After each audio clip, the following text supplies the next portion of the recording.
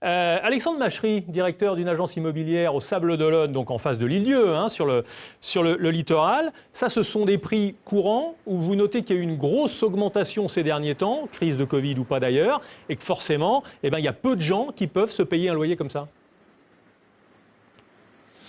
Alors, il y a une augmentation réelle depuis au moins un an, qui est due surtout à la très forte demande.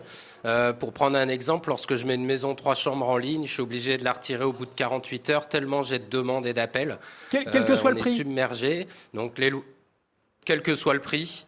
Et alors au Sable d'Olonne, c'est pas forcément des demandes de sablés, c'est beaucoup de demandes de personnes qui arrivent de Paris, qui sont retraitées, qui ont tout vendu, qui veulent venir en location, de personnes qui ont trouvé du travail, qui vont être embauchées en septembre, des personnes qui cherchent du secondaire, et j'ai pas trop de demandes de personnes qui sont déjà sablées et qui souhaitent changer de location. On a de moins en moins de préavis, mais on a beaucoup de demandes de gens extérieurs au Sable d'Olonne qui viennent pour la qualité de vie, tout simplement. Bien sûr, mais est-ce que, Sable d'Olonne monsieur Machery, est-ce qu'il y a des gens, donc visiblement ceux qui ont des budgets, trouvent chaussures à leurs pieds grâce à vous, chaussures, enfin en tout cas appartement ou maison pour y vivre et pour être bien. Mais est-ce que celles et ceux qui sont sablés ou qui viennent travailler au Sable d'Olonne trouvent une maison, un appartement en fonction de leurs revenus ou sont obligés de revoir leur budget et d'aller loin à l'intérieur des terres?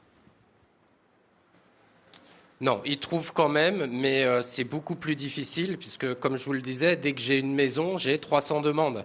Donc forcément, ils vont être obligés d'avoir une recherche beaucoup plus active, de faire toutes les agences, de faire le bon coin, de solliciter, de faire plein de visites, mais ils finissent quand même par trouver. On a des maisons aussi qui sont en loi Pinel, où les loyers sont plafonnés. Pour exemple, cette semaine, j'ai une maison 3 chambres de 100 mètres carrés à 810 euros.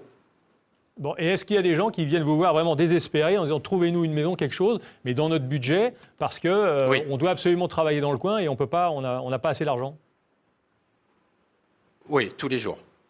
Tous les jours, on a de demandes de personnes qui ont des CDI et qui n'arrivent pas à se loger et pour qui, malheureusement, on ne peut pas forcément trouver de bien dans les délais impartis.